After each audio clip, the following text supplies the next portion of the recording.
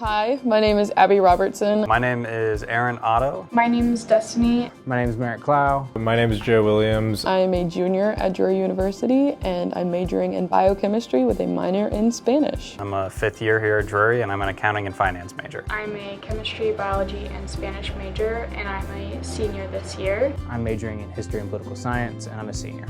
I am a fifth year and I'm graduating this December. I am an accounting and finance major with a minor in Spanish. This last summer, I studied abroad to Spain. We were mainly in Valladolid for a majority of the portion. We were in Barcelona, Valladolid, Segovia, Santander. We started our time in Barcelona and we were there for about a week. It was a very good introduction to Spain because it's very touristy and a lot of people speak English and most of us were very jittery about going to Spain for the first time. So it was very nice having that first up. But right after that, we caught a train to Madrid, took a bus to this town called Valladolid, where we studied at the University of Valladolid, and it was an amazing, amazing city to be in and to stay with host families, which was very awesome. Why I decided to study abroad is because A, it was required for breech students, but also I wanted to go abroad and go to Europe. Spanish is such an important language to me. I knew that I wanted to learn more from being in the country where Spanish is spoken. I thought it was always a really cool experience. I wanted to take advantage of it. I was originally supposed to study abroad in high school, and that trip ended up getting canceled due to the pandemic. The professor here at Drury, Tony Smith, was talking about a Spain study abroad trip that he would be leading that next summer, and I immediately was on board and was willing to do whatever I could to secure a spot for that trip. I was required to go by the Breach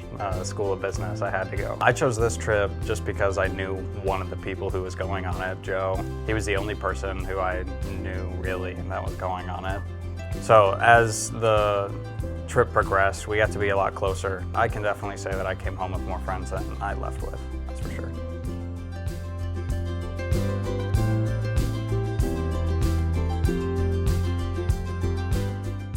I remember when we got off the bus, our professor was just like, okay, here you go, like, go home with these people, which prior to that point, we only had a name and an address of the people that we would be living with, so we didn't even know what they looked like.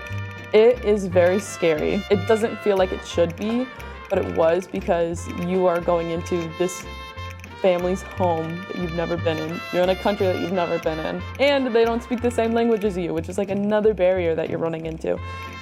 But just as much as you want to learn about them and you want to be accommodating to them, it is the exact same way they feel to you. At first it was like probably one of the most nerve-wracking parts of the entire trip. But after like the end, I did not want to leave my host family. I grew very close with them and we still talk to this day.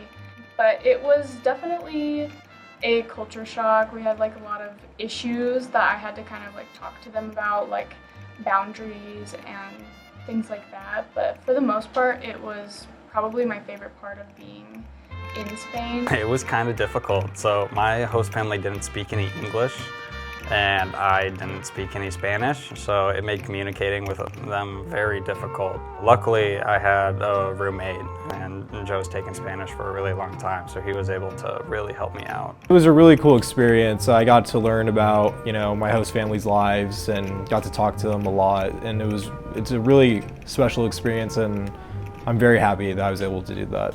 Living in a different country for a whole month and really having to grow up and mature and adapt to the surroundings of being in a country where you don't speak the first native language fluently is something that definitely makes you grow up and makes you mature very rapidly.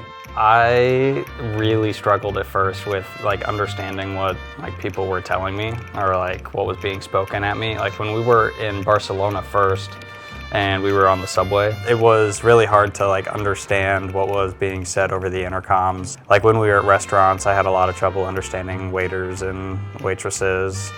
and reading the menus. No, definitely being there and like having it spoken to you 24/7 for that long made it a lot easier to listen to people talking or speaking at me in Spanish and be able to at least pick out a few words from the sentence. Where I work back home, there are a lot of Spanish speakers, and whenever I try to talk Spanish, they kind of chuckle or whatever, just because maybe I'm mispronouncing or something. But having to force myself to speak Spanish every day, I became a lot more comfortable and kind of believed in my ability to speak Spanish.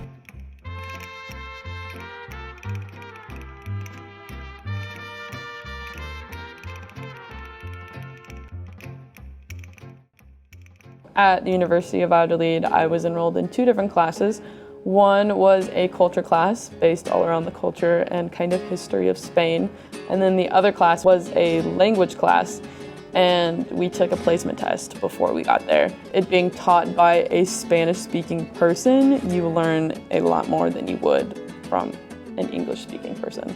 They also teach you the slang that they use, or like the certain vernacular that they use in Spain, like vale. Vale is very specific to Spain. It means like okay, or gotcha. To be in a class where it's taught by a native speaker and it's only in Spanish is very cool. It was very cool to experience. I do think the most helpful thing for me while we were there was just the class, like being there and just learning vocabulary, having it drilled into my head and being able to ask what things are called made it a little easier to learn, in my own opinion. 4 hours a day for 3 weeks was quite a bit. I thought it was fun. The classes themselves, I say, were probably the best thing that helped me. Also the host families, them talking at us all the time in Spanish, that was a big thing as well. My culture class was interesting. We mostly focused on the history of religion and the different regions in Spain. We did do smaller presentations about American sports and holidays and our kind of traditions to help compare with those of Spanish culture.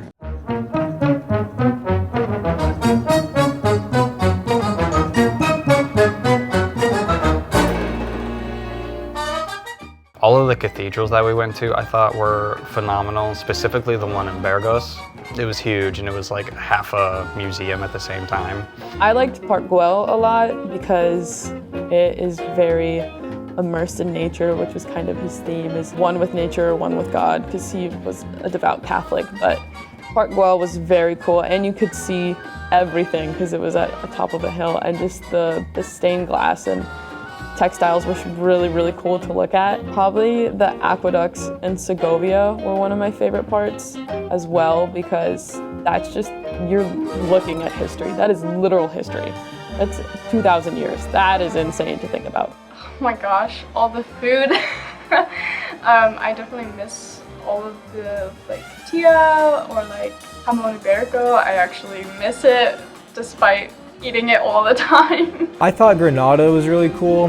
That had a lot to offer. It's definitely a really unique city because it has a lot of different influences from different religions. So I thought that was really cool, and obviously the Alhambra is there, one of the 7 wonders of the Muslim world. La Sagrada Familia in Barcelona, the huge cathedral that is still being built. That will always be probably the first major landmark that I remember us getting on the subway and going and seeing. Favorite day trip that we took was to Santander, getting down onto the rocks and being able to see the water really up close, and it the waves coming at us and it splashed up way over our heads. It was really cool.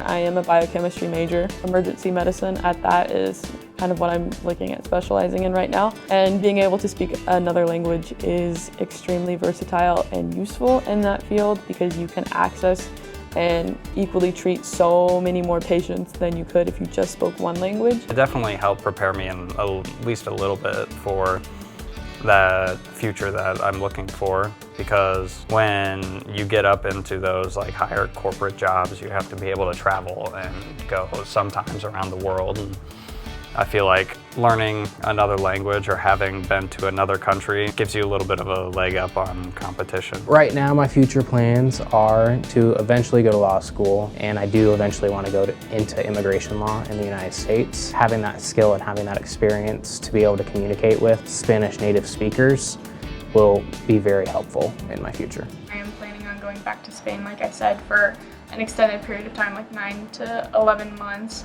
And I recommend just anyone who is thinking about it to just sign up for it, do it, and like if it happens, it happens.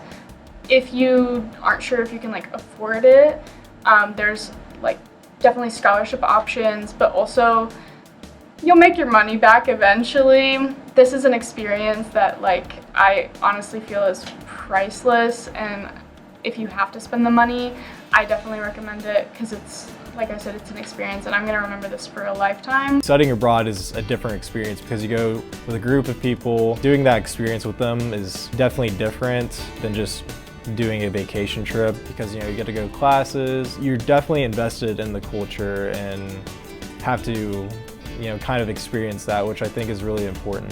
The first thing I heard off of the plane when we landed in the US was a lady in the bathroom on a phone call with her daughter, and she was speaking Spanish, and I understood it perfectly. So study abroad's worth it. It pays off. It pays for itself.